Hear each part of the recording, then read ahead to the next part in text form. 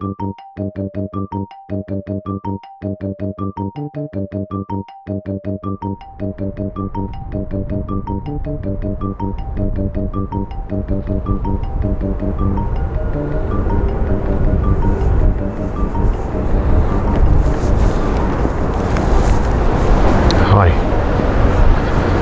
So I wanted to make a little video today about the frenemy in your pocket.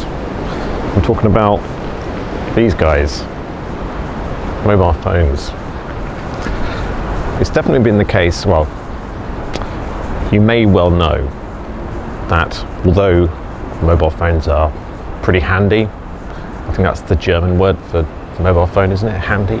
Albeit a very, very convenient thing to have in your life, they are of course also backstabbing you, well, snitching on you, telling people of your whereabouts, you know, informing a shadowy set of people exactly what your whereabouts are or have been, even when you haven't done anything wrong, sort of collecting criminal evidence against you just in case you one day become a criminal, which is a bit awkward.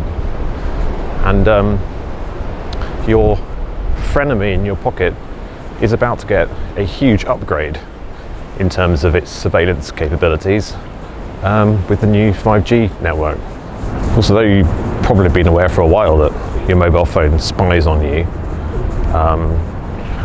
with the new 5G network, a weird thing's going to start happening where essentially your phone is not only going to be spying on you, but your phone will actually be helping to spy on everybody else.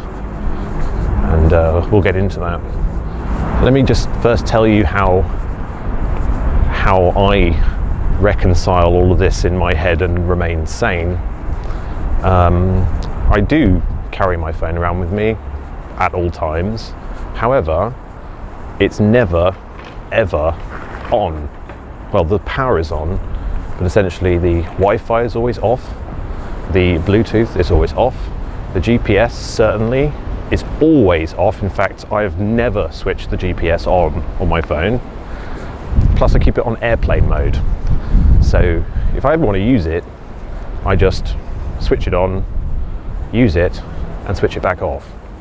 And not only does that conserve battery life, it just means that my mobile location data is not available to anyone who wants to nab it. And I don't know, it's just a bit weird knowing that if you know, there are people who walk around with everything on at all times, and I don't know whether it's they don't care that they're being spied on, or whether they like the idea of secretly being watched because it means they're special or something. But anyway, to get into the video properly and start talking about what's coming, I'm going to have to explain to you about something called a point cloud. I'm not going to do it here, I'll do it somewhere a little bit more iconic for communications. Once this car's gone past, I'm going to fly off like Batman. Okay, ready?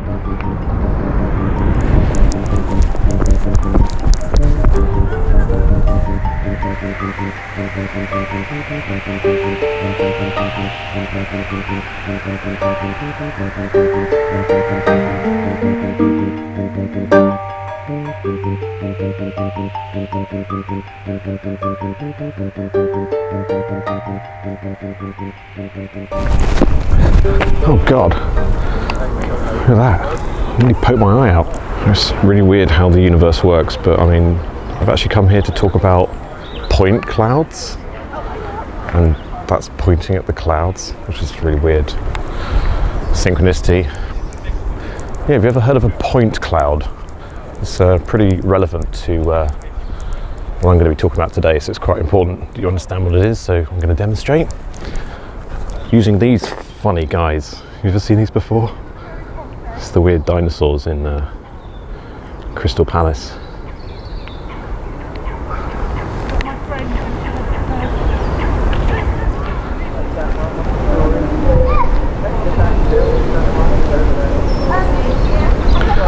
So it's very windy today. I hope it's not screwing up the audio. So presuming that worked, you should be able to see what's called a point cloud, like a sort of vague, low definition impression of what is there in reality. And that's the sort of thing that actually the 5G network will make much better quality. And let's go over to the icon of communications to discuss it more.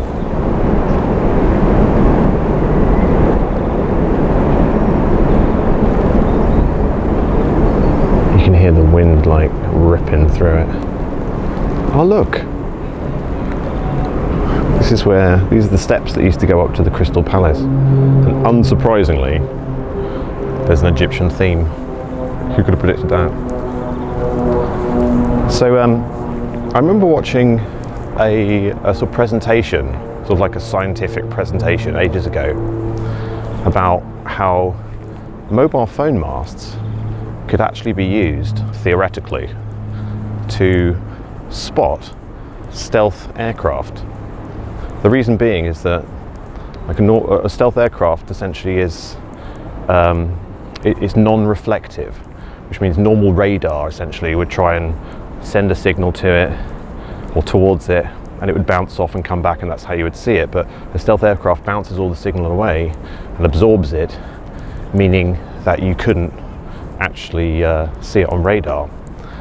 But the principle was that if you've got two telecommunications masts at some distance and they're communicating with each other, if something passes in between them, it essentially creates a shadow, and that shadow, of course, in the background of everything else being mildly reflective, if there's something specifically absorbing that, you can use it to image the thing that normally would be invisible. It's similar to how they detect extrasolar planets, so like planets around other solar systems.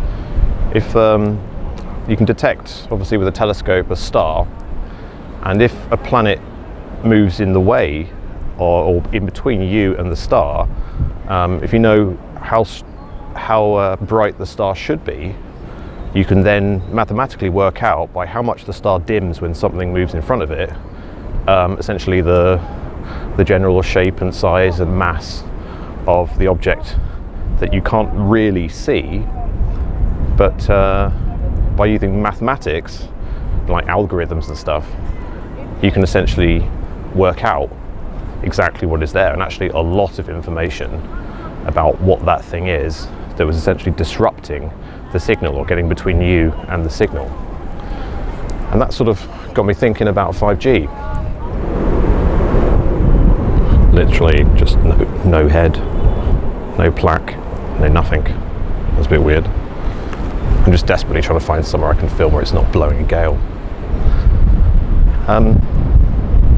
In most videos that will talk about 5G, that you could term, I guess, conspiracy videos, they'll tell you that, 5G is bad because of the effect on biology and the human body, and that the radiation will be absorbed by our pores and injected into the deep parts of our body, and all of that kind of stuff.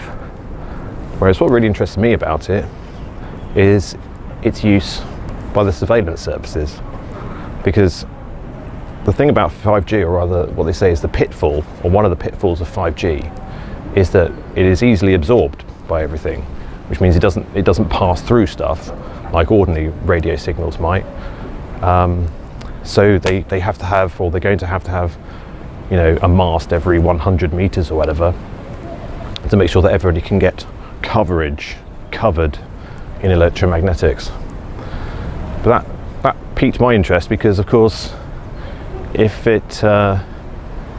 specifically anything moving between, say, your mobile phone and the nearest mobile phone mast, if that is absorbing the signal and there's disruption in the signal or a dimming in the signal that the mast receives, that can actually be used to create a point cloud and therefore image anything that is there.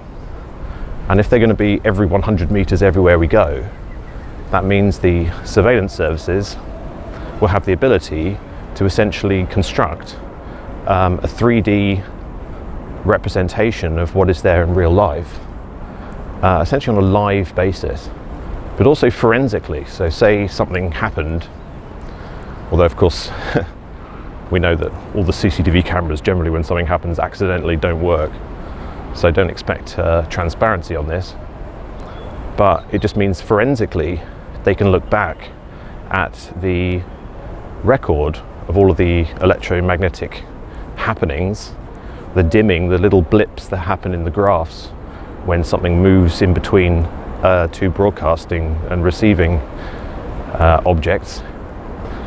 And forensically they can look back and basically reconstruct three-dimensional live, almost like video footage, even if there's no CCTV camera there, which I think is particularly interesting and most probably is one of the most enticing things for the powers that be to make sure that the 5G network happens.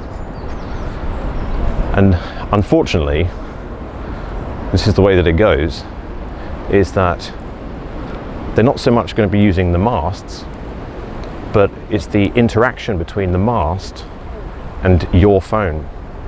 So your phone is going to be now not just a thing that follows you about and tells them where you're going and all that kind of stuff. It's going to be used against other people.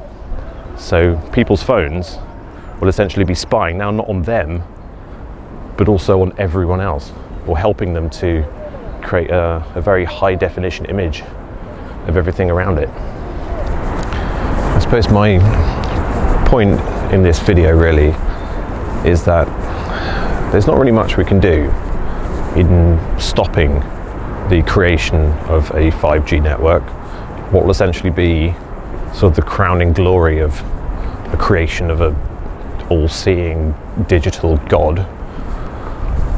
But there is something we can do, isn't there? Seeing as they're constructing something that will actually require not only the network itself, but all of the individual devices playing their part to make it function properly.